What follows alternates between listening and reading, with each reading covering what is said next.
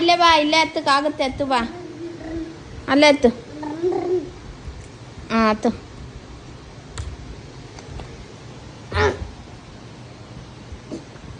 ಅದು ಸೋಫಾ ಮೇಲೆ ಹತ್ತು ಇರು ನೀನು. ಅಯ್ಯಯ್ಯಯ್ಯ, ನನ್ನ ಮೇಲೆ ಬಿಡಪ್ಪ, ನನ್ನ ಮೇಲೆ ಬಿಡಪ್ಪ. ಸೋಫಾ ಮೇಲೆ ಹತ್ತೋಗು.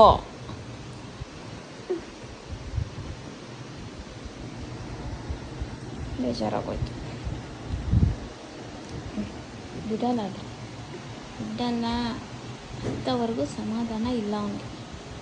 ಹಾಂ ಹತ್ತು. ಇವಾಗಲ್ಲಿ ಕುತ್ಕೋತಾನೆ ರಾಜನ್ ಥರ.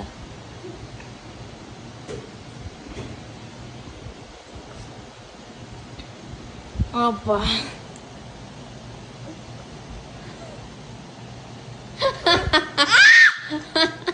ಖುಷಿ ಆಗೋಯ್ತಾ?